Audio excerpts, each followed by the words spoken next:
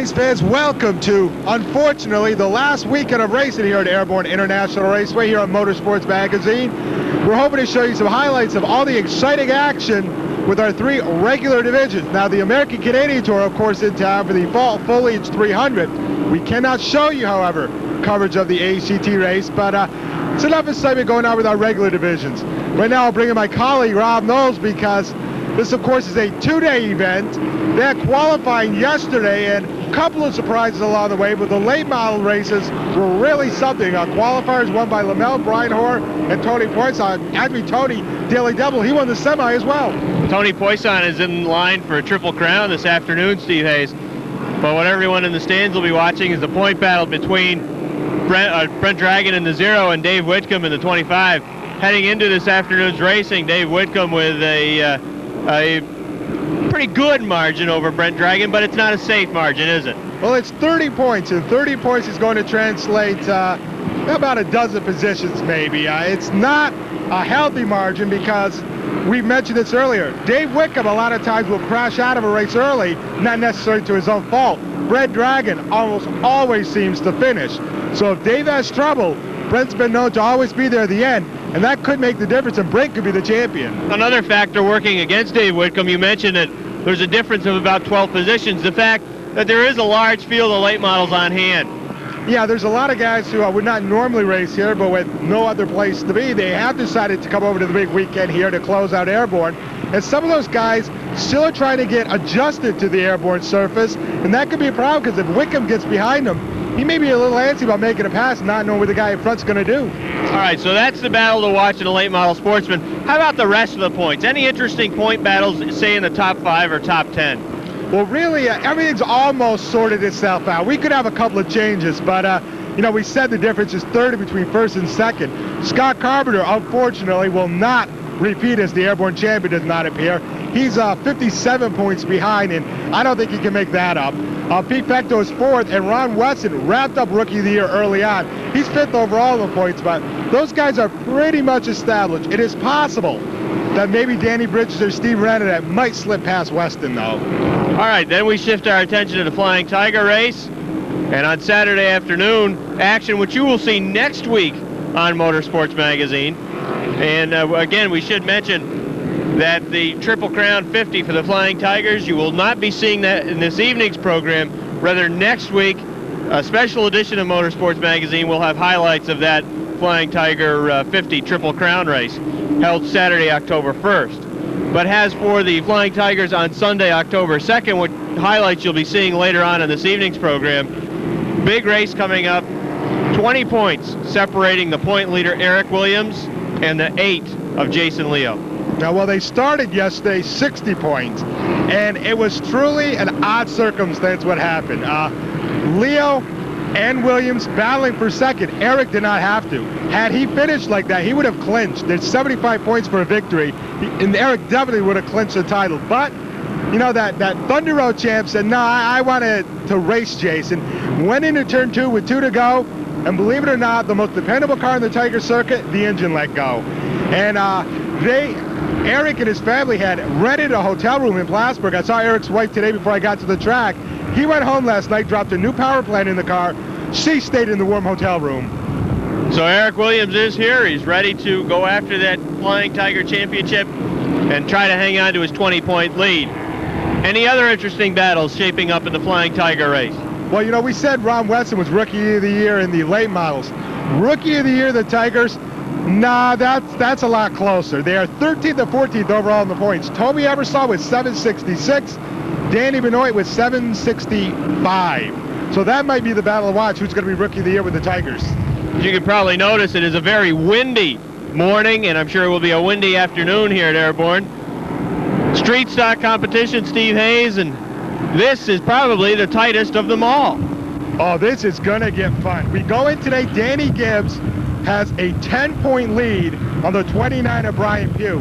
Now, we had a rarity yesterday. We actually had a street stock semi-feature. And, you know, we said that Tony Poisson was 2 for 2 going for a triple. We have a triple crown, hopefully, in the street stocks. The 66 of Corey Tromboli can pull off a triple.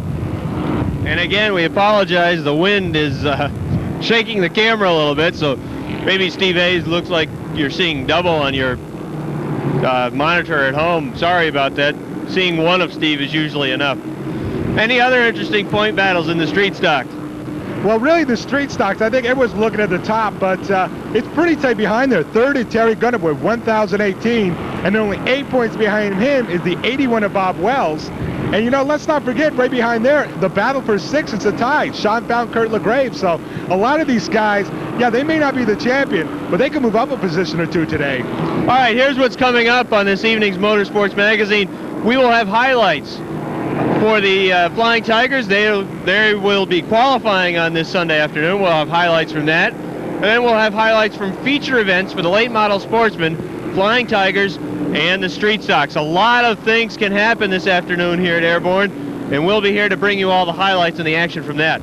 Also, Steve, we're intending to head to the pits and talk to some of their drivers, find out their plans for next year. Yeah, a lot of them are very tentative as to what they're going to do. Of course, finances always play a part, but some, we understand, have more or less put everything in motion for 95 and have some sort of a deal going on. And we'll see if we can find out a few of those stories for you.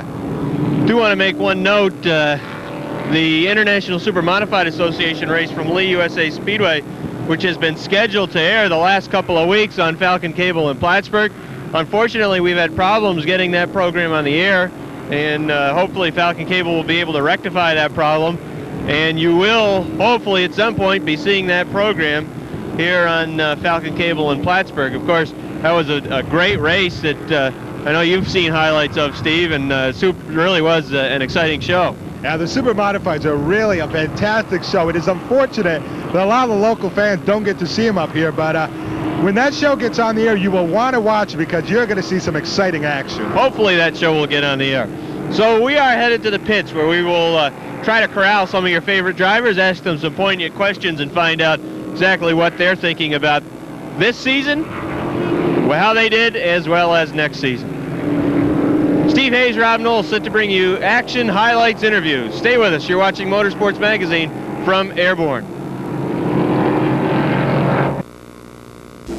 Tony Poisson leads it. Dave Gibbs is second. Third is Ron Lamell. Brian Hoare is fourth. Fifth is Ron Weston.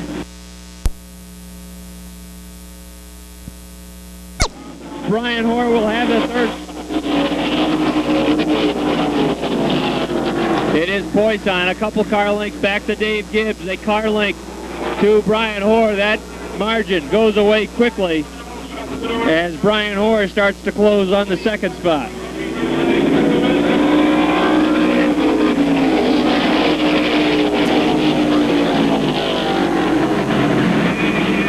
Six laps complete in this late model sportsman semi-feature. It's Brian Hoare to the inside of Dave Gibbs. Gibbs shuts the door. Down the front stretch again. Hoare looks to the inside. Dave Gibbs says, not going to happen, but he pushes off a two. And Brian Hoare inserts his foot and slams the door wide open. He moves into second. Poisson leads it. Brian Hoare is second. Third is Dave Gibbs. Poisson's margin a couple car lengths over Brian Hoare. Hoare loose off a two. Didn't get a good traction off a two that time, but he quickly closes the gap. And he's back to a car length behind Tony Poisson. 9 laps complete in the semi-feature. Tony Poisson, Brian Hoare, battle for third. Ron Lamell to the inside of Gibbs, and he has the third spot. Ron Weston looks to move underneath and take over fourth. 2 to go. We go back to the front. Brian Hoare is on the bumper of Tony Poisson. Hoare looks to the outside as they head into 3. Tony Poisson with a victory earlier this afternoon and a heat as well for Brian Hoare. Both cars have already carried one checker today. One of them's going to pick up a second. Poisson has the edge into 3. They come out of 4 down the stripe. Alberg, Vermont's Tony Poisson wins it. Hoare is second. Lamell third. Fourth, Weston. Fifth, Danny Bridges. Glenn Wright sixth. Dave Gibbs 7th, Doug Hoare 8th, Red Mead 9th, Robin Wood 10th, 11th to the 19 of Dave Gay. Hey, Tony Poisson, bookends, I guess, for this season, because he started off with a win, trying to finish with a win, Steve. Now he's 2/3 the way to a Triple Crown, but you said that one of those guys would be 2 for 2. Well, how's this? We had 3 qualifiers. The 3 winners finished 1, 2, 3 in the semi-feature. Geez, I guess that car likes to have time off. Of course, opening race, he has several months off over the off-season, and he's had a month off to work on that car, and he's pretty quick, Steve. Yeah, he's really glued into the inside, and let's remember the car he beat, the 45 of Brian Hoare, that car was super quick in his qualifier, so it was either a case that Brian couldn't really run well in the outside groove, or that 42 is just as tough as Brian today.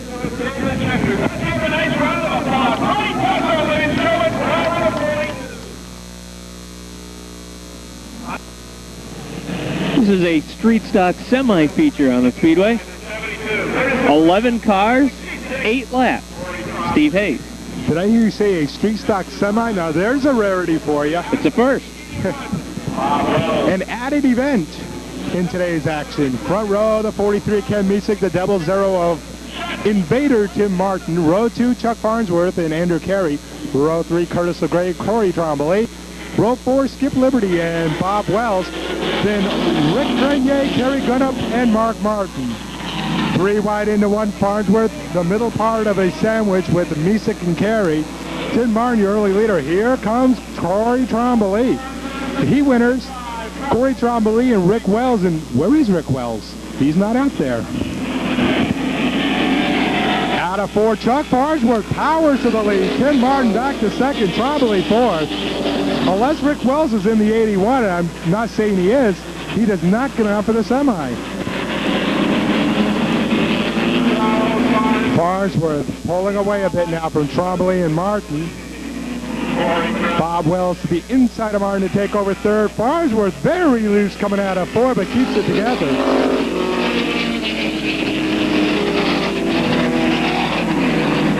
Odd thing here, neither one of our guys battling for the point championships, Dan Gibbs nor Brian Pugh, able to make it to the semi, so neither one of them can take an advantage on their counterpart.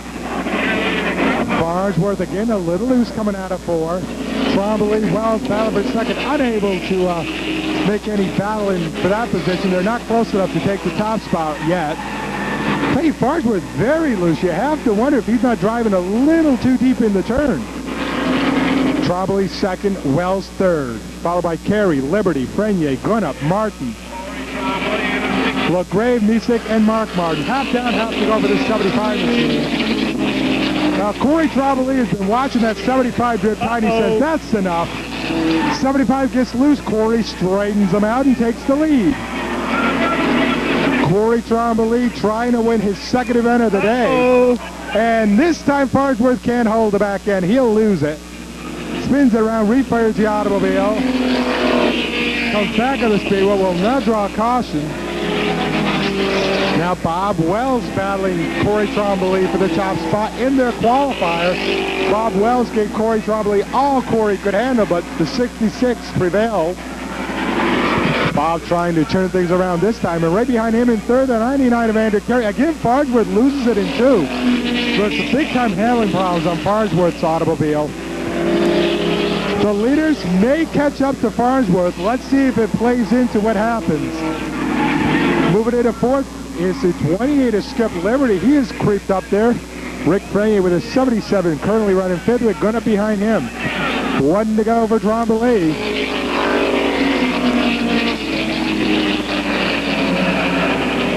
Andrew Carey gets loose at the back end. Liberty unable to move past him for 3rd. Farnsworth goes high in the backstretch, lets the leaders have the inside. Corey Trombley, best thing he could do is run side by side with Farnsworth so no one can pass him for the lead. He'll win it. He's 2 for 2. Bob Wells 2nd, followed by Andrew Carey, Skip Liberty, Rick Frenier, Jerry Gunnup, Kurt LeGrave, Tim Martin, Mark Martin, Ken Misek, and Chuck Farnsworth.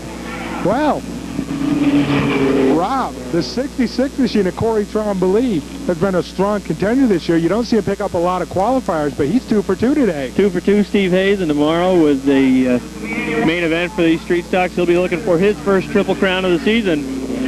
But he's been impressive. Kept that car down on the inside, and a convincing win for Trombley in the 66. Both times had to hold off the 81 of Bob Wells, who in his own right, an awful tough driver today. Third was Carey.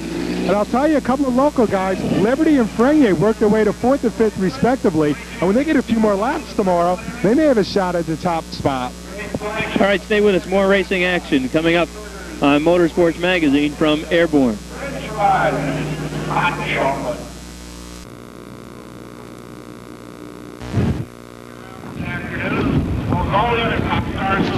Heat number 1 for the Flying Tigers on the Speedway. 10 cars set to go 8 laps. Here's Steve Hayes with the call. Yeah. Mike Ness and awesome Andy Haywood will start in the front row in the final qualifying session of the year for these guys. In row 2, the 07 of Jeff Plunkett, the 99 of Moon Miller. Row 3 occupied by the red and white 17 of Brian Bushy and the 75 machine of Sparky LePan. Row 4, after a hard ride yesterday, the 14 of Bonsai Bill Barcombe and the 4 of Doug Murphy. Shotgun row, the 2 of Bruce Dussablon and the 11 of Riverside competitor Lonnie Cunningham. Steve Hayes, incredibly tough conditions, both for fans and drivers, as strong gusting winds up to, I'd say 20 to 30 miles an hour out of the almost due west. It's going to make it difficult for both fans and drivers. And I can tell you that it is wind gusts that can really bother a driver, because they'll head into a turn, a gust of wind comes up, and it'll really toss those cars all over the place. Tell you, if it got any colder, I think some of our safety vehicles would have to add snow plows. It is really chilly up here today. I'd say with the wind chill, it's got to be close to 40 degrees. Oh, I bet you it's even lower than that. I'll tell you though, the drivers inside these cockpits don't mind it as much, especially when they get to the 300, because it gets hot in there. It'll keep the engines cool, it'll keep the drivers a lot more comfortable. Unfortunately, the fans will suffer today. Mike Nass and Andy Haywood again in the front row. At least one more lap of caution before we cut them loose. Well, maybe not. The pace lights go off. Should note, Steve Hayes, that Eric Williams, no problems. Of course, he had to change the power plant on that 77 car, but in the warm-ups, no problems, and he seems to be running up to pace. Oh, he sure was. I took a good close look at him in practice, and he looked as quick as ever. So the backup power plant should get the job done. The field separated in 2 separate piles. They come off for green flag flying, and Haywood takes the early lead. On the outside, Moon Miller from outside row 2 will slip into second, but he gets a bump from the pole setter Nass. Mike Nass sideways. LePan takes evasive action. And if we don't have a caution, Andy Haywood has a huge lead after half a lap. Mike Nass has the car rolling. There will be no interruption of the yellow. Trouble at 4, though. Plunkett goes around. Looked like Barcombe touched the bumper and took him all the way.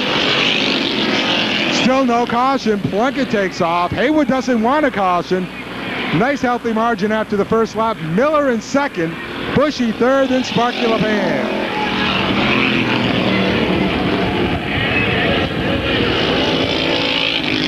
These guys will be running a 20-lap main event a little bit later. You'll see the highlights here on Motorsports Magazine. Of course, the 2 cars that everyone will watch, the 77 of Williams, the 8 of Leo. They will be battling for the 94 track championship. Eric Williams already clinched the Thunder Road title in 94. Well, Bushy moves to second, and he is starting to catch a leader. Haywood's lead has shrunk by about a half. Make it maybe 7 car lengths as they come out at 2. 1 car on the move, and he might have enough time to do something. The 75 of Sparky LePan. 4 down, 4 to go for Haywood. Bushy second, LePan up to third, Miller back to fourth, followed by Dussablon, Murphy, Cunningham, Barcombe, Plunkett, and Nass.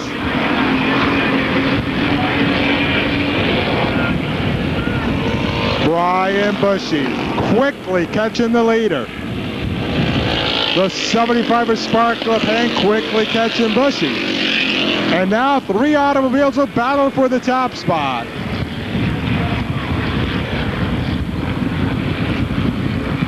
Haywood took the lead going in the first turn on the first lap. Has held it ever since, but he's going to have to work for it now with 2 to go. Bushy's going to try the outside groove. Has no choice now as LePan takes the inside from him. Bruce Dusselain in the 2 is running fourth, starting to catch the second and third cars. Early retiree, our defending street stock champ, Moon Miller, dumps out a couple of laps early from this one. Haywood takes the white flag, and he's got Sparky LePan within a couple of car lengths. Haywood says, I led the first 7. I just want to lead the last one. Sparky LePan says, I only need to lead at the stripe this time. Dusselain side by side with Bushy for third. Plunkett loses in front of the leaders, but he's far enough off the track. It will not affect Andy Haywood picking up the first checker of the day. Haywood green the checker. Sparky LePan, good run to move up to second. Bushy will take third over the 2 of Dusselain. Doug Murphy brings the number 4 home fifth. And Rob, Andy Haywood was the benefactor after some early incidents in the first lap, got a big lead. Those last 2-3 laps, he almost didn't win this thing as LePan and Bushy gave him a lot to handle. Hey, don't forget that Sparky LePan had a great finish on Racing Action Saturday, October 1st, and he's been a fast car this weekend, and Haywood did a good job holding him off.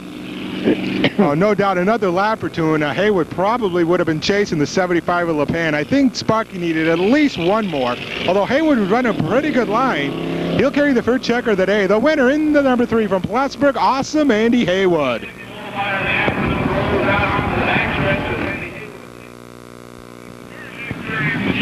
Heat number 2 for the Flying Tigers on the Speedway. 10 cars in this second heat. 9 cars, rather. 8 laps the distance. Here's Steve Hayes. Ernie Holmes and Toby Ebersol, row 1. Kevin Sorrell, Chris Fisher occupy row 2. Bill Sawyer and Nate Esseltine in row 3. Gary Wood and Bob Woods in row 4. Shotgun to the rookie in the 28, Russell Johnson. Ernie Holmes takes the early lead. Toby Ebersol very content to tuck behind him, not to give up the inside groove. Side by side behind him, Sorrell and Fisher. Yesterday, anything that could happen to Gary Wood, the 53, I think did. He bent the front, he bent the rear. Crew told me today, car's quicker. I don't know how that happened. Ernie Holmes is your leader. Toby sits second with the 82. Kevin Sorrell, pretty good running for Kevin in the 08. Good battle with Fisher, sends Fisher back now. Bill Sawyer has moved into fourth, and here comes that 53 machine of Gary Wood on the inside. He's up to fifth. Ernie Holmes is your leader. Pretty good margin over Ebersol. All the racing, though, is for third on back. Kevin Sorrell's got some pretty good drivers. He's got lined up right behind him. Sawyer looks to the inside the battle for third. Sorrell says, I don't think so. Sawyer gives him a bump. Mr. Independent in the 08. Kevin Sorrell does it with basically little, if any, sponsorship. Sends the 08 wide, and they're going to be 3 wide, and Kevin is stuck in no man's land in Group 3. Sawyer hard into the side of Gary Wood. Moves Gary over. Now Gary's going to line up the 39, and don't be surprised if we get a little retribution. It is Holmes, your leader, Ebersol second. Sawyer has Gary Wood tucked to the back bumper at the halfway point. Fifth is a 47 of wrestle time, but that car is going up in smoke. And I don't think that's tire smoke. Ebersol starts to fall back. Sawyer has caught up to him. Gary Wood looks to the outside. Meanwhile, Ernie Holmes pulls even farther away in the front. Gary on the outside of the 39. Figures maybe he can use the 82 as a pick. Sawyer taps it back into Toby, sends him a little loose. All that does is allow Gary to take care of both of them and move the 53 into second. Good job of using slower traffic right there, Steve Hayes, by Gary Wood. No doubt about it. He knew exactly what was going to happen. Now, 10, the Speedy Shack, North Country Security 53, make up the 9 or 10 car lengths that he is behind the leader, Ernie Holmes, in a lap and a half. Pretty tall order, but let's see if Gary can get it done. Gary, he's been in victory lane a couple of times this year. White flag. Gary's caught up a couple of car lengths, but not quite enough. Sawyer third, Ebersol fourth. Good battle for fifth between Bob Woods and Russell Johnson. The margin about 5 or 6 car lengths. Gary makes it 3 or 4 now. He catches him in turn 3. It's going to be close. Coming out of 4. Gary looks high. That's just what Ernie Holmes drifted up to. A car length victory for the 79 of Ernie Holmes after a quick 53. Gary Wood definitely made the move in the last couple of laps. Third to Sawyer, fourth to Ebersol. Bob Woods did make the move on Russell Johnson to take fifth. Well, Ernie may have won it, green to checker, like in the first qualifier, but no doubt about it, Rob, that 53 car, I don't care what kind of problems he had yesterday, he was quick. Crew's done an excellent job getting the car back together. We spoke to them, as you said earlier, in the heat, Steve Hayes, before the races this afternoon, and they said they're pretty confident that they've done a good job and the car can go. And he's going to have a few more laps a little bit later in the main event. It may be a car to watch.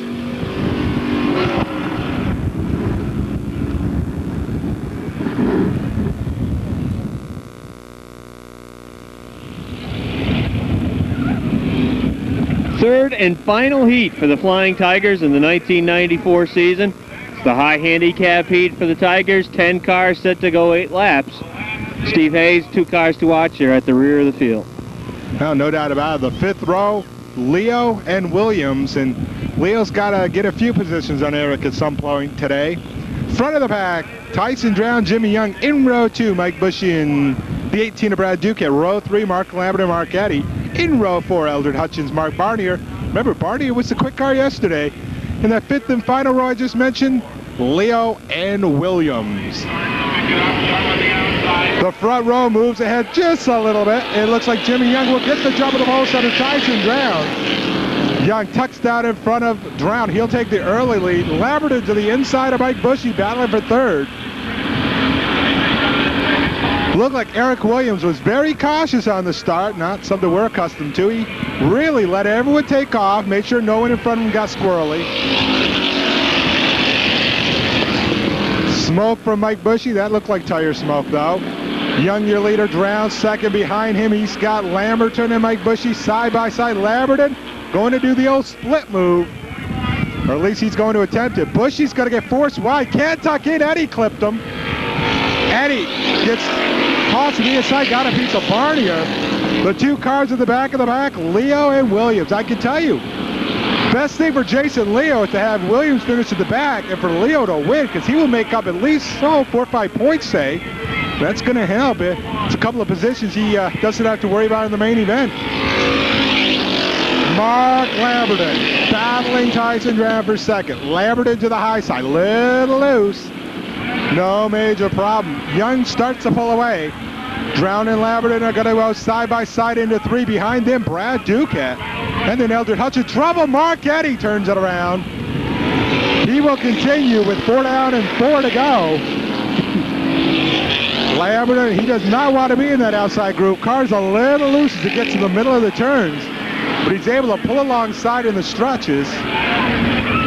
Here comes Barnier on the outside, takes care of Leo, battling the 37 of Hutchins. Took a few laps, and now Mark Barnier finds the right gear.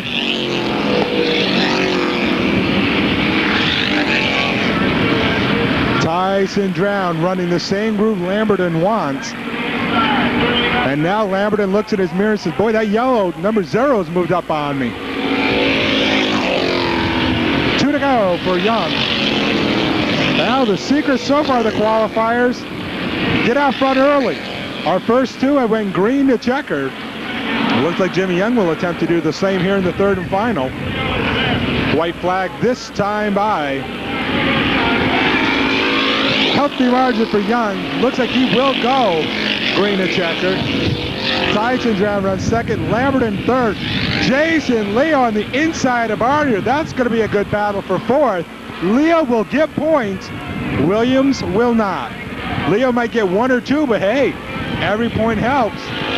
Young wins it over Drown. Lamberton. Barnier will hold off Jason Leo to take fourth. Jason having to settle for fifth. And there's no doubt about it, Eric Williams was extremely conservative, Rob. It's going to make things even tighter, Steve Hayes, as Leo's going to pick up some points on him in this heat. So it will make things even closer going into the final feature event. Well, I'm sure that it was not that the engine didn't perform, because like we said in practice, he was quick. He just didn't want to get in any trouble. Jason was desperately trying to get to the front, but just could not find the right groove. The inside was a place to be, and unfortunately for Jason, that's where all the guys in front of him were running. Jimmy Young, our third green to checker qualifying winner. Could be a trend forming.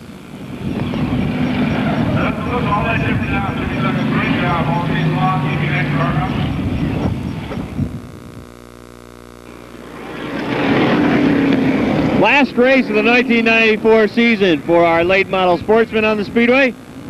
Big card of late model sportsmen on hand. Big field of late model sportsmen on hand.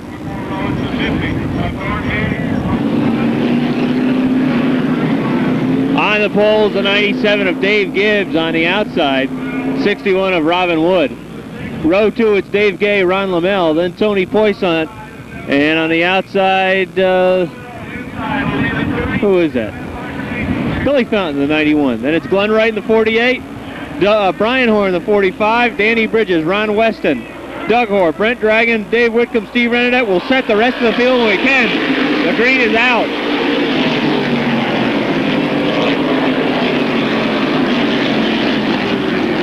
Yay, loose down the backstretch. Tony Poissant goes into the infield. He keeps the car rolling. No caution as the field comes out of 4.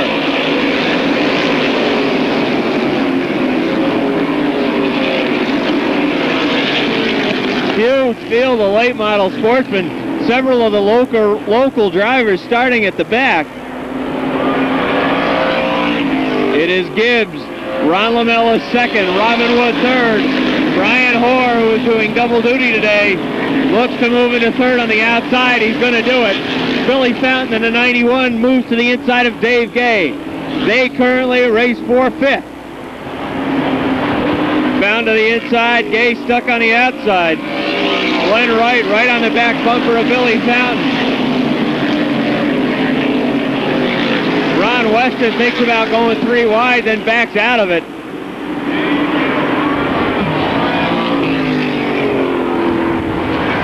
Billy Fountain a little bit loose between 3 and 4. Gets the car back down, but he's going to lose several spots.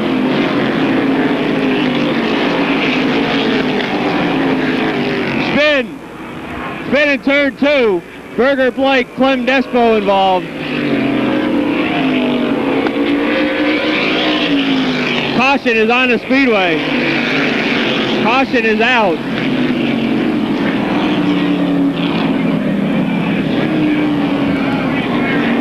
Four laps complete in this late model sports main event. It looked to me like there was some banging going on into turn 2. Some of the cars at the front of the pack lifted for that, and then cars in the rear of the field just ran right up upon it, and a couple of cars had not quick reaction time, and they had no chance to slam on the brakes and stop, and they went for a spin. That's exactly what I think happened. Big break for the 42 of Tony Poissant, who was 3/4 of a lap down to the leader, Gibbs. And of course, Tony, the guy looking for the Triple Crown today, looks a little doubtful right now. All right, we'll take a break with 4 complete. They will set the field, and we'll come back to Motorsports Magazine at Airborne.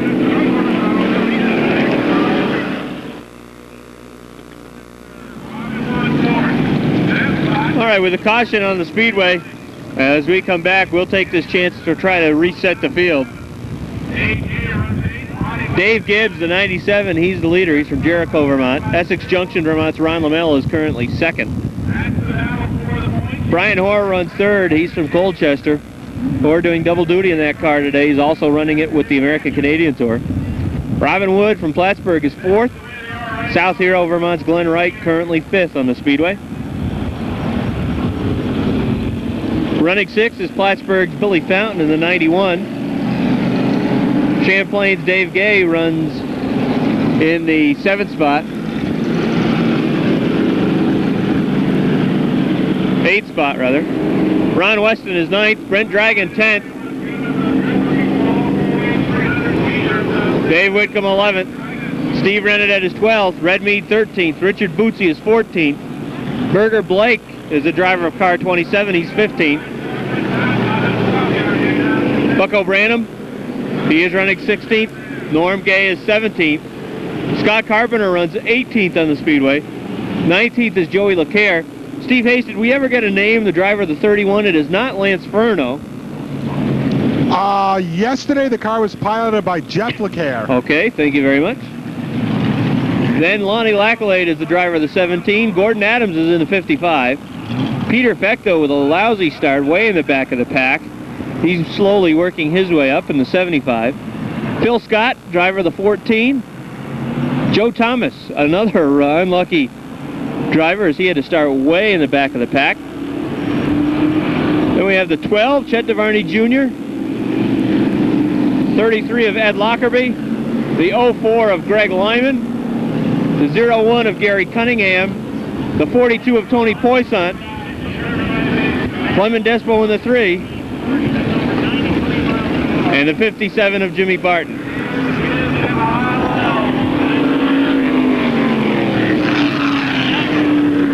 Four laps complete in the late model sportsman main event, the final main event of the season. And a couple cars to watch, the 0 of Dragon and the 25 of Dave Whitcomb. Here's the field, coming out of 4, the green is out. Watch out for Brian Horn, the 45. He moves inside of Lamell for second. Lamell dives down to the inside, trying to protect his position on the track. And the yellow is out as we have a melee in between turns 1 and 2. Scott Carpenter, Peter Fecto, Joe Thomas, Chet DeVarney, Monty Lemaire, Clem Despo as the field slows on the front stretch quickly. Lonnie Lackalade also involved. He's parked up between turns 1 and 2. And Clement Despo in the 3 turns his car in the right direction. Several head to the pits. Steve Hayes, I think mostly it's going to be cosmetic damage for these cars. Well, a couple of cars I'd wonder about. The Lonnie Lackalade car hit pretty straight on, I believe. It happened when Scott Carpenter got tapped in the turn, got it sideways. Everyone avoided him. You cannot blame Pete Fecto. He had cars to the left, cars to the right. Unfortunately, the car in the middle was the sideways car of Carpenter. It hit him pretty good. Then all the automobiles behind him with no place to go got involved. Lonnie Lackalade is out of the car, and we cannot see the front of the car from this angle, obviously, but doesn't look very good when a driver gets out of the car and unbuckles everything. He apparently has some major damage on the front of that car. He hit it pretty hard. The 17 went in at a bad angle, and I'm sure that front end messed up pretty bad. All right, still 4 laps complete. They'll reset the field. We'll come back to a restart on Motorsports Magazine from Airborne.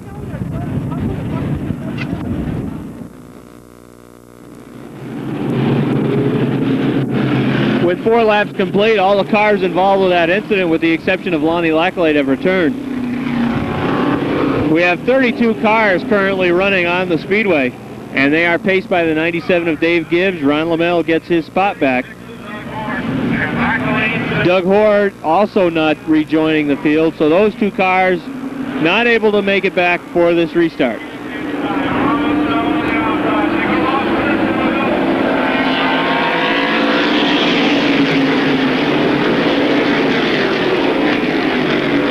Robin Wood loose. And he is going to lose several spots.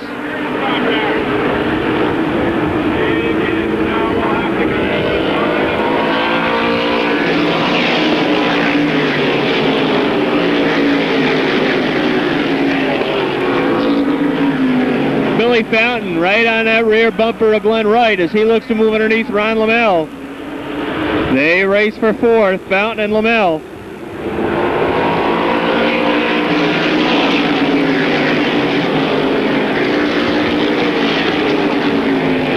Brian Hoare to the inside of Dave Gibbs down the backstretch. He has the lead. Brian Hoare shoots into the lead. Gibbs back to 2nd. Glenn Wright right behind the 97.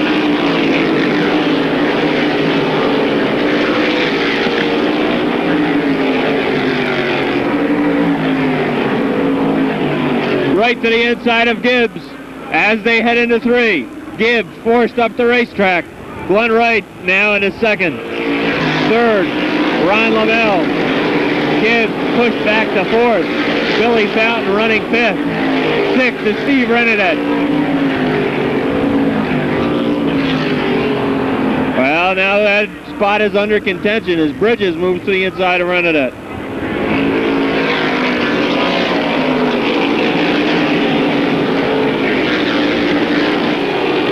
Several cars running very tight in this group that you see on your television screen, and there goes Red Mead. Red Mead for a spin down the backstretch. Keeps the car rolling. He'll rejoin at the rear of the field. There's the leader, Brian Hoare. He's opened up 5 car lengths over Glenn Wright. As they put a lap on Red Mead in the 1, Ron Lamell is 3rd. Gibbs runs 4th. Billy Fountain is 5th. You see the field coming out of turn 4. Joe Thomas working his way to the front of the pack on the outside. Thomas around the 15 of Joey LeClaire.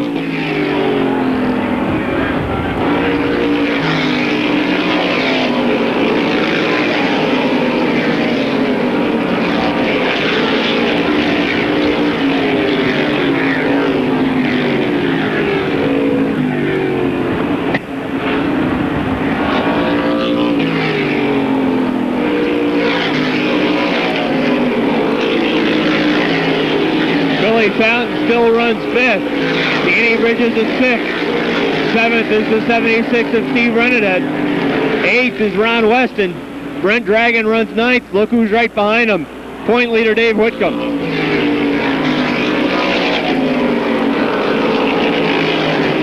For Dragon to win the track championship, he needs Dave Whitcomb to finish about 15 spots behind him. And right now, that doesn't look like that's going to happen. As this time by, we will be halfway through this 30-lap main event.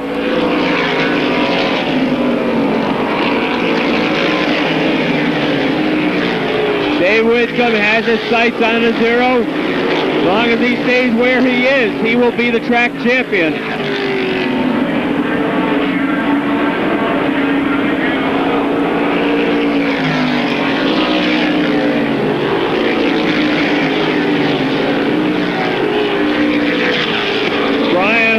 It down the backstretch. He has a 10-car length lead over the 11 of Ron Lamell. 3rd now is Glenn Wright. Dave Gibbs with a strong run. He is 4th. 5th is the 9 of Danny Bridges. Billy Fountain back to 6th. 7th is Steve Renadette. Ron Weston 8th. 9th Brent Dragon. Rounding out the top 10 is the 25 of Dave Whitcomb. Berger Blake is up to 11th in the 27. 12th is Bucko Branham in the 63. Running 13th is Richard Bootsy in the 21, and Joe Thomas is up to 14th in the 66. Brent Dragon spins.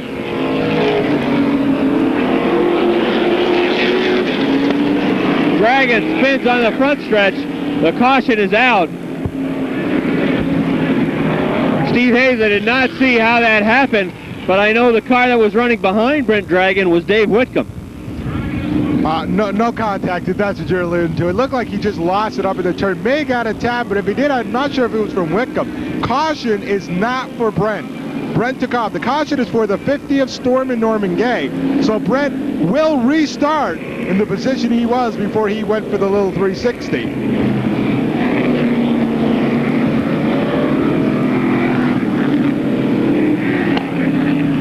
All right, 18 laps complete, 12 laps remain. Did the caution come out for Brent Dragon, Steve Hayes? Caution should have been for the 50 of Gay. When the yellow flag was thrown, Brent would take it off, and Norm was off the turn, and definitely not going. All right, so he gets his spot back in line, and they will reset the field with 18 complete. We'll take a break. You're watching Motorsports Magazine from Airborne.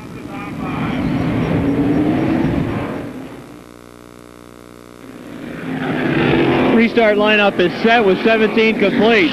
Brian Hoare, Ron Lamell, row 1, row 2, Glenn Wright and Dave Gibbs. Row 3, Danny Bridges, Billy Fountain. Row 4, Steve Renadette, Ron Weston.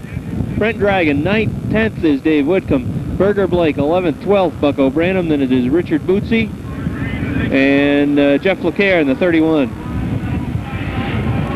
Field out of 4, the green is out. Good restart. Lamell looks to cut it down, contact.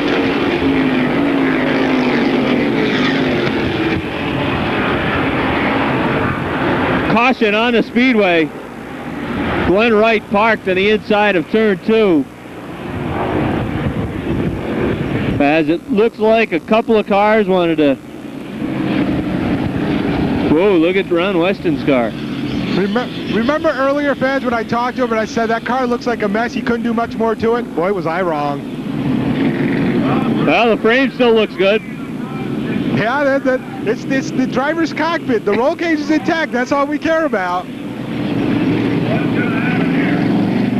Well, on the restart, it looked like a couple of cars on the outside wanted to dive down to maintain track position. Can't say as I blame them. Inside, the place to be. Outside, the train goes by you underneath. But unfortunately, the guys who had the inside didn't want to give up that track position. Who can blame them? That's true. The guy who paid the 48 of Glenn Wright in the Children's Miracle Network automobile, and he's had some good runs this season. He won one, and we mentioned that earlier, and he had a good chance at the top 3 here today. All right, 17 laps complete. And Ron Weston will take his car pit side. They'll rip that off, and I'm sure he'll be back out, although not quite as aerodynamic as previous. Stay with us. You're watching Motorsports Magazine from Airborne.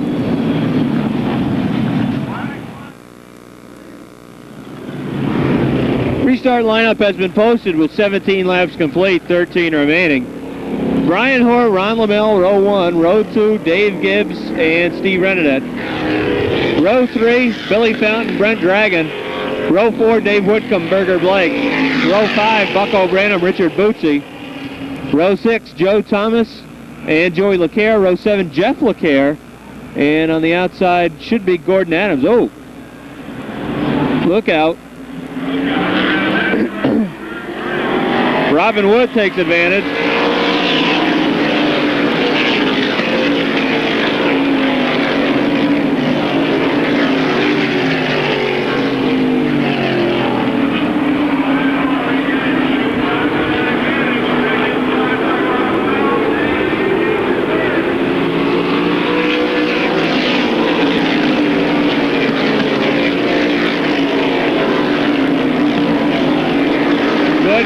For third, Steve Renadette on the outside of Dave Gibbs. Renadette will take over the third spot. Gibbs runs fourth. Billy Fountain fifth. On the restart, Dave Whitcomb was able to work his way around Brent Dragon. Fountain looks to the inside of Gibbs down the backstretch. Gibbs gives racing room. Billy Fountain moves underneath and takes the position. Dave Whitcomb will try to do the same thing. Fountain to fourth, Whitcomb to fifth, Gibbs back to sixth, maybe seventh, as Brent Dragon has a wheel underneath, and he will take over sixth spot. So Gibbs loses 3 positions, he's going to lose more. No, finally able to get the car down. We watch the battle for fourth. Up in front, Brian Hoare has a 10-car length lead over Ron Lamell. There you see Hoare in your picture. Then Ron Lamell second. Steve Renadette third. But right now, Brian Hoare is dominating the field. Battle for fourth. Dave Whitcomb to the outside of Billy Fountain. Down the backstretch, Whitcomb powers around the 91 and takes over the fourth spot. Billy back to fifth. Running sixth is Brent Dragon. Gibbs is seventh. Eighth is Berger Blake.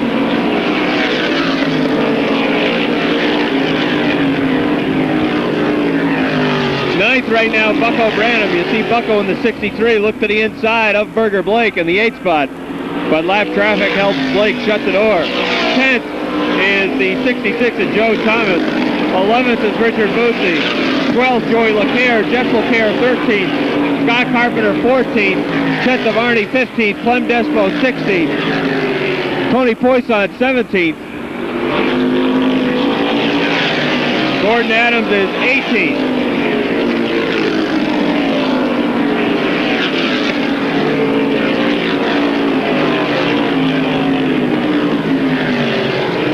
Chet Devarney and Scott Carpenter run very tight out of turn 2 and down the backstretch.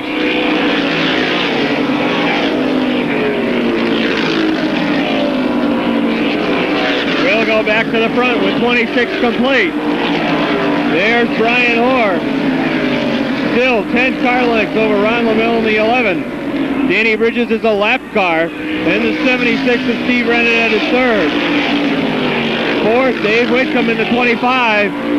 Barring a major breakdown, he will be the track champion. Billy Fountain is fifth. Brent Dragon is sixth. Seventh, Dave Gibbs. Berger Blake is eighth. Bucko Branham ninth. Joe Thomas 10th.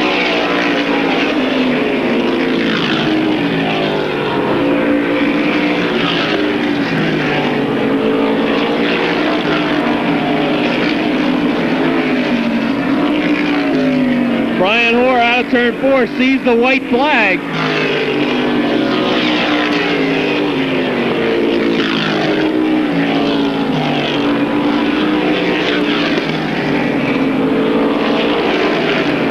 Young driver out of Colchester, Vermont, is going to pick up the checkers here in the final late model sportsman event of the year at Airborne. Hoare wins it. Lamell second. Third to Renadette. Whitcomb fourth. He's the track champ. Fountain fifth. Sixth to Brent Dragon.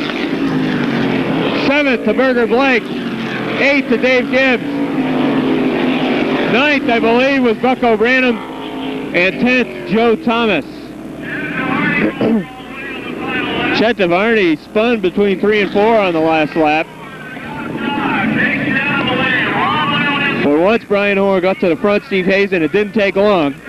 Once he got to the front, the race was over. I agree. The guy starts 45, quickly established himself as a car to beat. No one could do it. And remember, that car doing double duty, it has a 300-lap American-Canadian Tour event facing it still today. Nice sportsman gesture here. The Zero Dragon pulled alongside the Pete's RV 25 of Whitcomb. Little thumbs up there. And Dave Whitcomb captures the 94 track championship, Rob. And you have to admit, he kind of earned it. He's had some great runs. He finished third at Thunder Road for the season. He's had a pretty successful year. Well, Dave Whitcomb has been a model of consistency through most of the season. While he's had some tough crashes over at Thunder Road, really here at Airborne, the season has been pretty much event-free in terms of hazardous wrecks or damage to the automobile, and he's been able to keep that pretty clean. And because of it, the consistent finish, he is the track champion for 1994. Second will be Brent Dragon.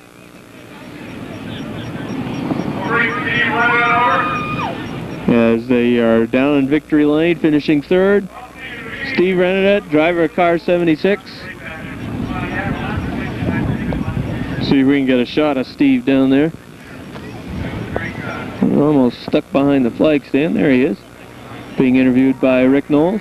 Renadette finishes third in the final race, 1994. Ron Lamell finishes second, and that, again, Steve Hayes, that's been a car that's been pretty consistent through most of the season. Took him some time to dial it in, but he's been pretty strong over the last half of the year. Yeah, I agree. The Meineke Mufflers Ron Senecal Construction 11 machine, which this year has Ron Lamell Jr. behind the wheel. Ron, of course, comes out of NASCAR North competition. It took him a few weeks to get everything settled, but when they did, he found himself running in the front of the pack quite often. And as I said, coming out of NASCAR North, he has enough experience to know what to do when he gets up there. And the winner of the final late model sportsman race, 1994, driver of car number 45, Brian Hoare. There's Brian down in victory lane getting congratulations. Okay, Steve Hayes, track champion.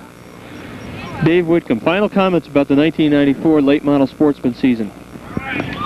Well, you know, coming in, we had no idea who would be the track champ because there were so many variables to contend with. Whitcomb would have been considered one of the contenders, but he would not have been considered the favorite by any means.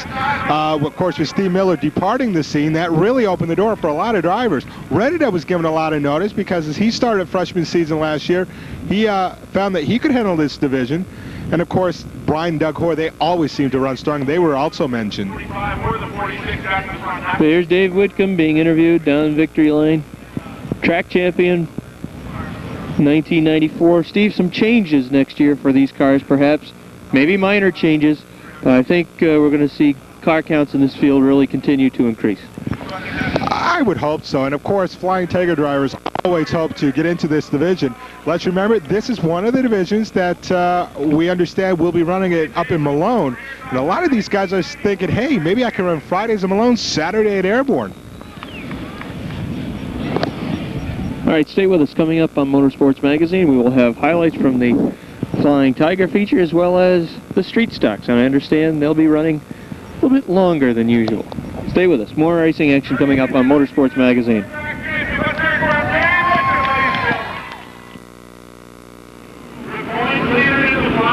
Final event on the Speedway for the Flying Tigers in 1994. Lot to be decided in this one, Steve Hayes. Would love to tell you the difference in points between Williams and Leo, but we are not sure. As we mentioned earlier in this program, we believe it's about 20, so that would translate to 9, 10, 11 spots on the track. I'll tell you though, obviously if the 77 is anywhere near or in front of the 8, it's Williams' title, and he'll have 2 of them. Front row of the 28 car feature, Mike Nass, Andy Haywood. Row 2, Moon Miller, Brian Bushy. The rest of the field, I'm sure we'll cover them at one point, as they have 20 laps to decide it all. Haywood and Nass together, 2 Red Bull. Haywood end over end, the styrofoam Blasco scattering. Mike Nass from the pole destroys the front end of his automobile. And the front row quickly in turn 4, never making the stripe rod. Situation of maybe knowing it's the last straight, trying a little too hard. Oh, big time trouble on Nass' automobile. Haywood's got some styrofoam stuck under the automobile. He'll be okay, but pole sitter Mike Nass looks like the right front wheel bent a little bit to the left. Well, maybe that's okay. I don't know, Rob. What do you think? Styrofoam, fortunately, I think for the Nass 81 especially, located down at the exit of turn 4, or else that lick would have been even more jarring, I believe. And no, ladies and gentlemen, that is not snow. It could be. Although it is cold enough for snow. Oh, and that styrofoam is not cheap, but it does save race cars and definitely the condition of some race drivers. It is cold enough for it, but it is not. Last week at Thunder Road, it was a styrofoam, the same Beaver Dragon, I'll tell you. Last week at Thunder Road, it was probably 65 or 70 degrees. It was a lot warmer than this. I stayed in the stands the whole time at Thunder Road. I wasn't up here for the 300, was I, Rob?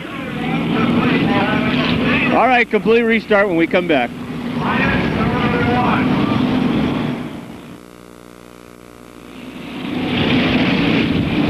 All right, let's hope this restart be a little bit cleaner than the last. Steve Hayes. And Andy Haywood rejoins in the back of the pack. One retiree was a guy supposed to start at the front, the 81 of Mike Nass. He has not returned. New front row, the 99 of Moon Miller, the 17 of Brian Bushy. Row 2, Ernie Holmes, Toby Eversole. Row 3, we find Kevin Sorrell, Chris Fisher, Bill Sawyer, Sparky LePan, Nate Asseltine, and Gary Wood, the top 10 for the restart. 20 laps the distance. Jason Leo is a couple of positions in front of Eric Williams on this restart. He'll have to be a lot farther in front of him at the end, though. Mike Nass will make the start, but he's 3/4 of a lap down in the field. Maybe another quick caution. Now Mike Nass would like the yellow to come out. Miller, your leader. Ernie Holmes inside of Brian Bushy, battling for second. Heavy duty bumping behind, and Tyson Drown way off the track. He gets it turned around. There were some cars that were not showing a whole lot of respect. The middle of the pack is getting a little hectic out there. Several automobiles exchanging sheet metal. Asseltine Young come together. They square things up. Nobody's looking at the front because there's a lot of bumping in the middle and the back of the pack. And of course, they want to make sure the 8 and the 77 aren't involved. Mark Eddy spins the 51 around. Nobody will get a part of him. 4 wide into turn 3, 5 wide into turn 3. Russell Johnson 5 wide, and he loses about 6 or 7 positions because of it. Side by side, Nass and Miller, but Nass about to go a lap down. Miller is the leader. Holmes runs second, followed by Bushy, Eversole, Gary Wood, and Bill Sawyer. Next in line, Mark Lavender. Boy, could he use a checker flag here. Chris Fisher, very loose out of 4, keeps it off the concrete. Many of these automobiles are probably racing for the last time here today. Some have been sold, some will be scrapped, some will be parts of other automobiles for next year. Gary Wood trying to stick his nose into a couple of competitors, try to find an extra spot or two. Gary with a 53 slides up into third. Mark Lamberton trying to work behind him. He'll move into fourth. Miller still the leader. Ernie Holmes still second. It is. Oh, let's see. In the battle for the championship, Jason Leo has 4 positions on Eric Williams. Not enough for Racing Jason. In the qualifier, Williams extremely conservative, and he is more conservative right now. Over at Thunder Road, he was battling Ricky Dennis for that title. He had to drive a little tougher than this. The points were a bit closer.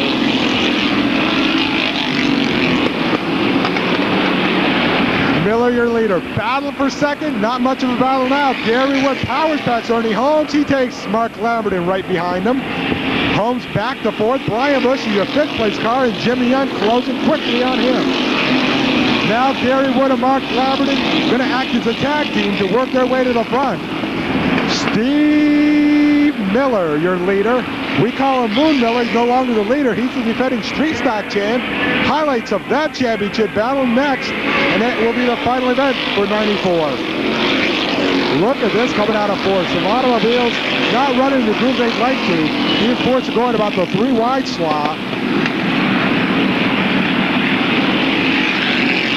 We will be half down, this time by Gary Wood, trying to pick up another checker flag. Mark Lamberton, his closest pursuer.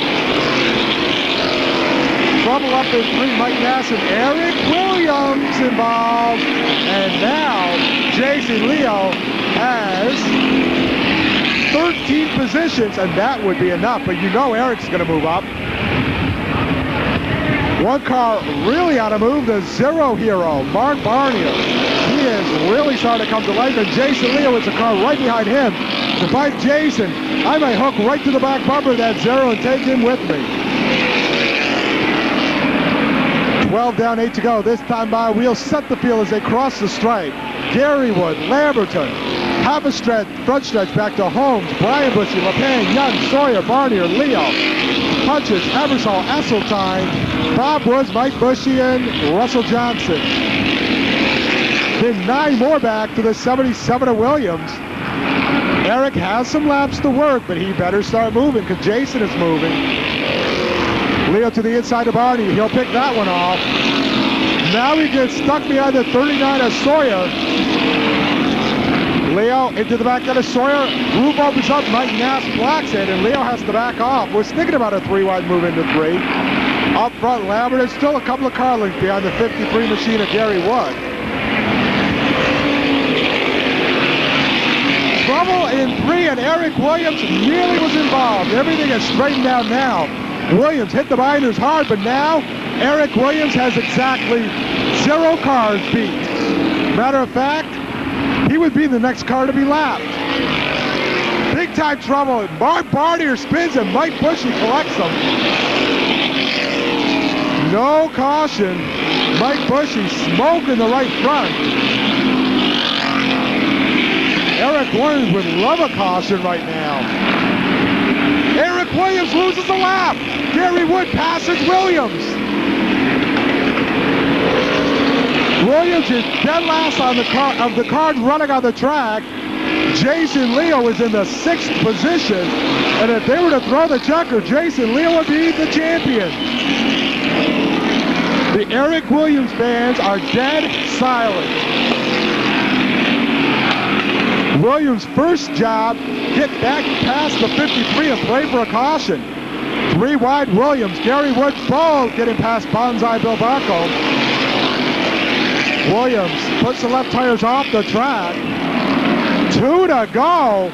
Eric Williams is not going to get the job done, fans. Again, unofficially, we believe the difference was about 20. But Eric Williams is way back of Jason Leo. Maybe he wasn't conservative. That brand new power plant may not be as good as he would like. Last lap of Tiger action for 94. Williams on the back bumper. Oh, he takes him around. Gary around. He took him out. No doubt about it. Takes him out. He may be on the lead lap, but he will not be the track champion. Mark Lamberton will be victorious And I'm almost positive Jason Leo will be the 1994 track champ. Lamberton wins it. I'm positive Leo has got to be the track champ, Rob, though, because Leo finishes 5th. Eric Williams is dead last of the cars on the track as far as I can see. And there's a lot of them left. Oh, man. But what about turn 2, the last lap? No doubt about it. Williams at the back bumper at Gary. Took him out. Powered him right around.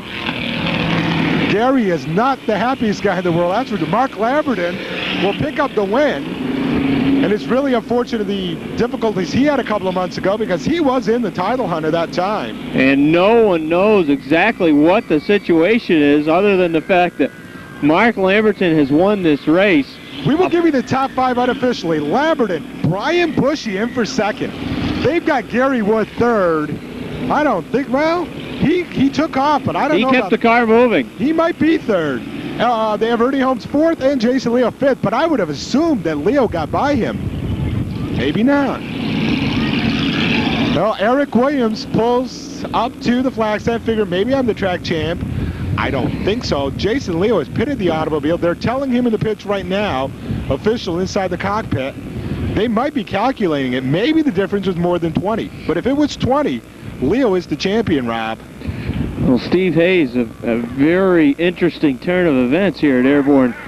As the always unpredictable and exciting Flying Tiger division, the last lap, Gary Wood, in the process of lapping Eric Williams. Williams gets into the rear end of Wood, sends him around. Christmas in October for Mark Lamberton, who ends up picking up his first victory of the season here on the last day. And it's been a real tough luck season for Lamberton, but a hard-earned victory here this afternoon. And let's face it, no one deserves that much more than Lamberton after putting the car back together. Oh, yeah, I agree. Mark hoping to run both Malone and Airborne next week, or next year. Right now, track announcer Rick Knowles talking to Gary Wood. I'm sure he's asking about what happened the last lap up in 2, but we talked to Gary before the race, and of course wish him the best of luck. Looked like he was going to win it, but Lamberton gets the first place honors. Gary Wood will be 3rd. Brian Bushy finishes 2nd, and we should mention Brian Bushy's got to be the best finish he's ever had. He had a great run. Holmes will be 4th. Jason Leo 5th, and they still have not made it official, but I have to believe that he got past Eric Williams in the points. There's Gary Wood. He ends up 3rd. Good run for young Brian Bushy in the 17 as he's going to take it home 2nd. And the winner down in victory lane, there he is, Mark Lamberton, well-deserved victory. Puts the car back together. Of course, you remember the nasty wreck, what was it, at the beginning of the month of August? A couple of months ago. And he puts the car back together. Victory here on the fall foliage weekend for the Flying Tigers. And there's Brian Bushy, driver of car 17, who finishes 2nd. Steve Hayes' final points still have not heard. Perhaps they're calculating them now. And we'll have to wait to find out exactly the situation. And when we find that out, we'll bring it to the fans at home. That's right. Once again, we're saying the difference was about 20. We were informed that they thought it was about 20. If that was the case, Eric Williams was much more farther behind than he needed to be, and Jason Leo has to be the 94 track champ. Only thing left today, only thing left for this season, the street stock main event, 15 laps of scheduled distance.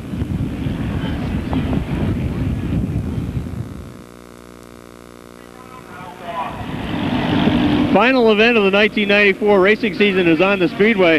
But don't forget, fans, next week there is one more edition of Motorsports Magazine, as we will have highlights from the racing card held Saturday, October 1st. So this is the final race of the season here at Airborne in 1994. But there is one more episode of Motorsports Magazine from Airborne. That will be next Thursday night. Steve Hayes, the street stocks close out the 94 season. And Tom Curley has upped the ante a little bit as far as the distance of the race. 22 starters. Let's go lap a car. 22 laps, the new scheduled distance.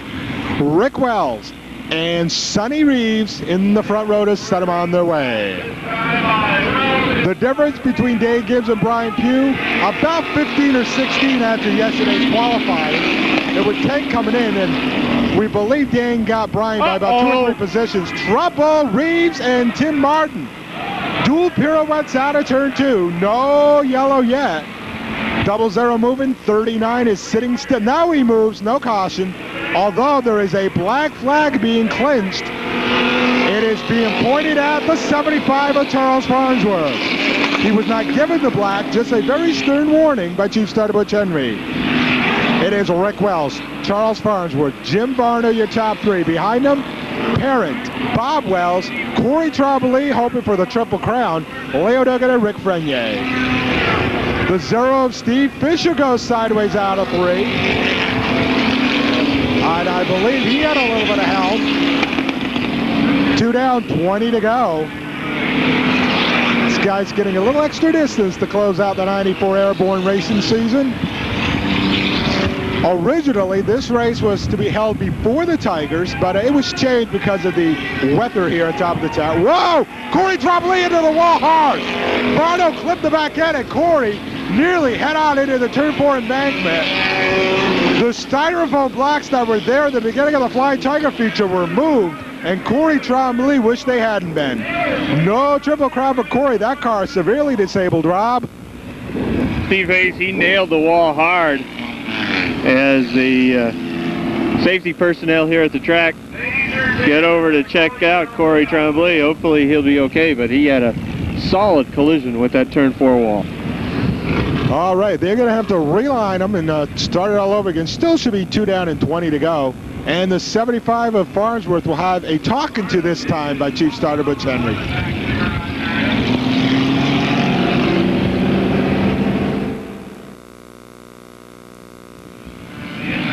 Steve Hayes, good news to report on that last mishap. Yeah, Corey Trombley got out of the car on his own power, looked A-okay. He might be sore in the morning, but it could have been much worse, obviously. It's a hard hit in one of these little cars. Rick Wells and Farnsworth in the front row. Bob Wells, Leo Duggan row 2. As far as the title contenders, they occupy the 5th row. Gibbs to the inside, Pugh to the outside. I would say if Dan Gibbs could be anywhere in the top 5 or 6, the title is his. Rick Wells, he won a qualifier yesterday. Bob Wells going to make it a family connection up front. Now Bob's going to go to the inside of Rick. Farnsworth ducks to the inside. He'd like to follow the gap. Andrew Carey thinks about it. And Rick Wells is in no man's land. He is on the 3-wide groove, not where anyone wants to be right now. It is Bob Wells, Charles Farnsworth, Andrew Carey, Terry Gunnup, Leo Duggan, then Dane Gibbs, Kurt LaGrave, Ralph Doss Jr., Liberty, Pugh, Rick Wells, and Sean Fowden, the front of the pack.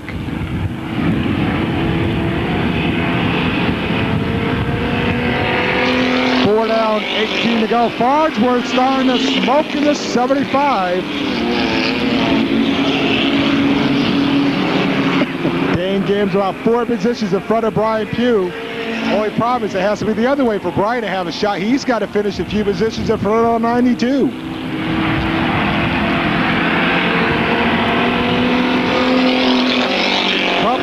Trouble in 4. Fisher and Frenier get together. Fisher spins around.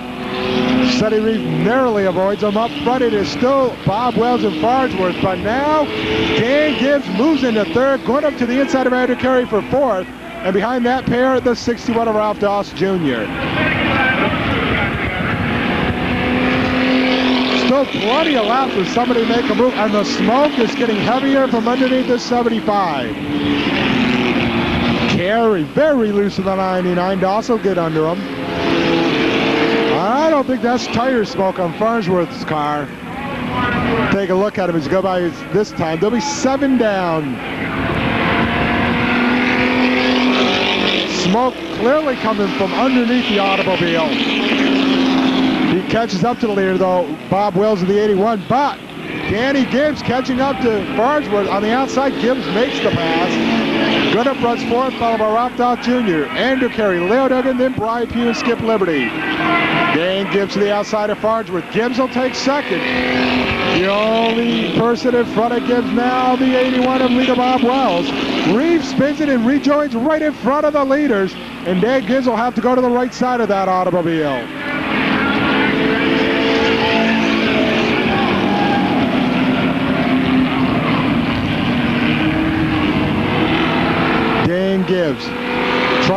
outside groove to take the lead from the 81 machine. Farnsworth not letting anyone get away from him. It may be smoking, but it's still moving upwards. Farnsworth dives to the inside. He's going to make it 3 wide into 3. Wells cuts off the 75, namely because he's got to keep the 92 behind him. Gibbs and Wells drag race to the stripe. Give it to Dan Gibbs that time, but he's on the outside. He'll lose the lead at least momentarily in the turn. Going up fourth, Ralph Dowd Jr. still fifth. Then Brian Pugh moved into sixth. Dan Gibbs noses ahead of Bob Wells on the stretch, but in the turn, Wells takes advantage. Farnsworth hoping for them both to make a mistake. 11 down, 11 to go this time by. Well, apparently, in order for Brian Pugh to have a shot at winning the title, something has to happen to the 92 car. Dan Gibbs decides, okay, outside's not the place to be. Let's see if I can get by on the inside. Says, nah, I'll give the outside another try here. Now, Farnsworth has a problem. He really can't afford to go 3 deep, so he's got to figure out who he thinks is going to get the best here and follow that guy through. Right now, Gibbs with the advantage, but again, going in the turn, Wells pulls even. Now Gibbs gets a good shot at him. Shot of momentum coming off for Danny Gibbs, clearly in front to take over the lead.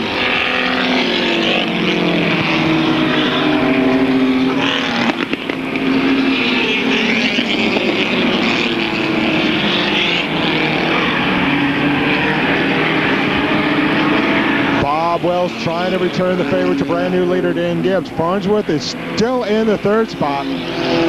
Good field of cars in the middle of this pack, including Fountain, LeGray, Frenier, Liberty, Nolan, and Duggan.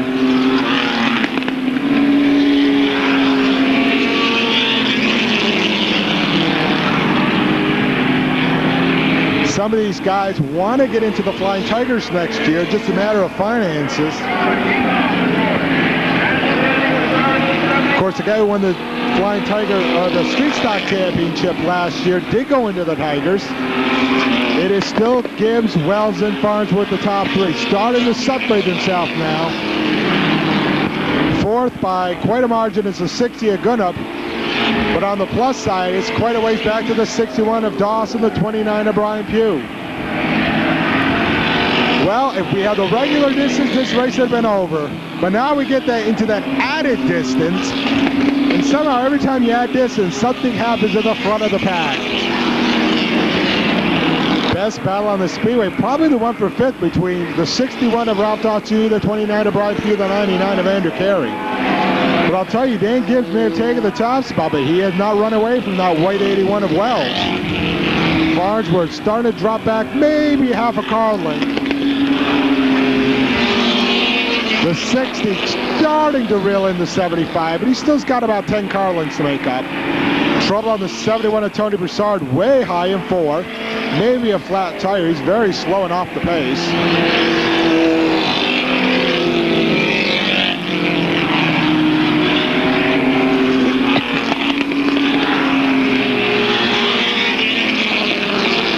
Next time by, 19 down, only 3 to go. 3 laps remain in the 1994 Airborne season.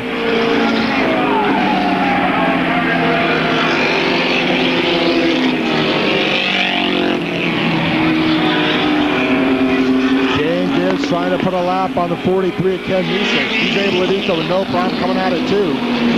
Now it's about 8 car lengths on the Bob Wells 81. Third, Farnsworth. Fourth, Gunnup. Fifth, Ralph Dawson Jr., followed by Brian Pugh, Andrew Carey. Good battle between Sean Fountain and Rick Frenier behind Carey. 2 to go. Does not appear that Dan Gibbs will get beat. And after that also means he will be the 1994 Street Stock champ here at Airborne. We've crowned one already, Dave Wickham. We have not crowned the Flying Tiger champion. They have not made that official yet. It's either Leo or Williams. And in the last lap of competition for 94, Dan Gibbs with a healthy margin. Half a lap remaining for the Gibbs 92. Into 3 out of 4. No contest here. It'll be the orange and white 92. Dan Gibbs in for the win to conclude the 94 Airborne season. He will be the 94 Street Stock champion here at Airborne International Raceway. Bob Wells second, Chuck Farnsworth third, followed by the 60 gun up to 61 of Ralph Doss Jr. And that concludes the racing, Rob, for 94. And already everyone's thinking about 95, but as we said, Wickham, he's the track champ for the late models. Dan Gibbs takes the championship of the street stocks. We have unofficially given the title to...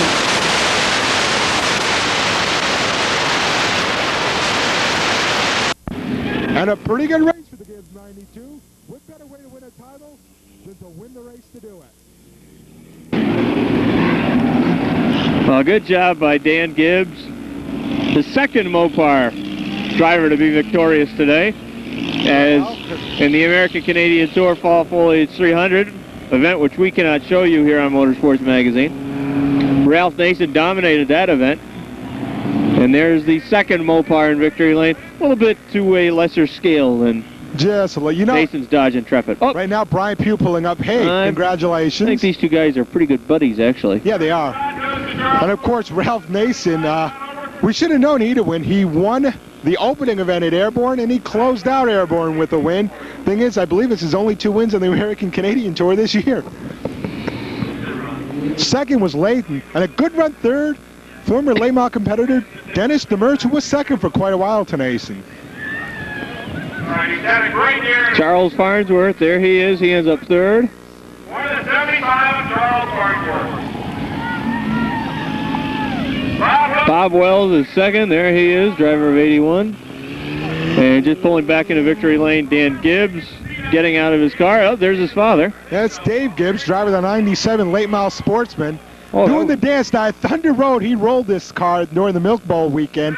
He got out and did the same thing, did a little dance on top of the hood. This time, he's doing it in a much happier circumstance. Steve Hayes, final comments, 1994. Oh, well, my brain cells have frozen a bit, so I can't tell you, it's been a great season. We've had some great racing here at Airborne in 94, of course. 95, we never know what the next season's going to bring. We know that as far as we know, the track will be here and all the divisions should remain the same. We know of no changes there. And a lot of drivers hoping to move up in division. A lot of people out there, some fans, I'm sure, hoping to maybe get into racing in 95. Best way to do that? Contact the American Canadian Tour over in Waterbury, Vermont. They'll be glad to send you all the rules. And you know, it's pretty fun to be out there. Just ask any of these guys who campaigned during the 94 season here on Saturday nights. Steve Hayes, 1995 looms to be a very exciting season, as we'll be back here at Airborne covering events here at Airborne, as well as a brand new asphalt facility opening up in Malone, New York. Heard very varying stories about that track, and hopefully we'll be able to get some confirmation, but it does look like they'll be running rules very similar to Airborne. We'll be seeing a lot of the same drivers at that track as we do here, and hopefully we'll be able to bring the fans of Motorsports Magazine some coverage from that track in Malone. I absolutely have seen pictures of the track. It's a D-shaped oval. Can't tell you the size because if you ask 2 people, they'll tell you a different size of the place. But it's banked 8 degrees, 8 degrees, and 12 degrees, and it is going to be an exciting place to race, no doubt about it. Very easy to find. If you actually head up toward Malone anytime this winter, you can't miss it. It's right off the road.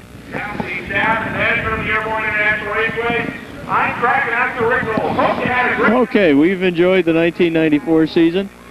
And Steve Hayes, thank you for your continued efforts in Motorsports Magazine, a show which started out on radio and then moved to cable television and has been here at Airborne since the inception of the American Canadian Tour, taking over and maintaining and running the track since 1991. Actually, was that 1990? Can't quite remember.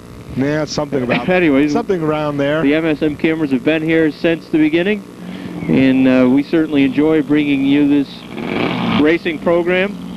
Of course, the reasons why we bring you the program simply because, number one, we enjoy it. We have a lot of fun ourselves here at Airborne, talking with the drivers, interviewing the drivers, and bringing you the races. And number two, because We believe these drivers deserve some attention and some respect. They put a lot of effort into these automobiles, and really auto racing is an exciting sport, and these drivers deserve all the recognition that they can get, and MotorSports Magazine is a vehicle for them to get some of that recognition, Steve. Absolutely. A lot of drivers say that they're happy for the show because sometimes it gets some sponsorship money. Of course, sponsors love to see their name on the side of a race car to have us mention them. That's why a lot of times we try to throw out a sponsor too if we can. But I'll tell you, none of these guys you've seen here in MotorSports Magazine are in it for the money, because I don't think anybody makes money racing unless you're an awful big name.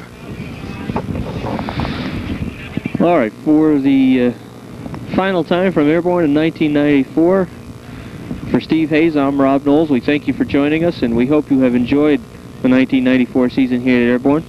We remind you that next week there is another edition of MotorSports Magazine that will bring you highlights from the Saturday card of action here at the Fall Foliage Weekend. So next week, next Thursday night, the Saturday card from Airborne, right here on most of these cable access stations. Also, a reminder that later in the month of October, we hope to have coverage from the Oktoberfest down at the Lee USA Speedway. Check the Press Republican for local listings. Steve Hayes, thanks again, 1994, and we hope to be back next year. Well, thanks a bunch. It's great doing this. Of course, after the Lee Oktoberfest, we won't see you until 95, but when we do, hopefully, coverage from 2 facilities, but we'll have to wait and see how the winter months proceed as to if we'll be doing that or not. We'll keep our fingers crossed, and hopefully that'll be able to come through for us. Thanks for joining us throughout the 1994 season, ladies and gentlemen, here at Airborne, as well as at the Lee USA Speedway, and we look forward to seeing you again next year. Once again, final time, Rob Knowles for Steve Hayes. We will see you at Airborne in 1995.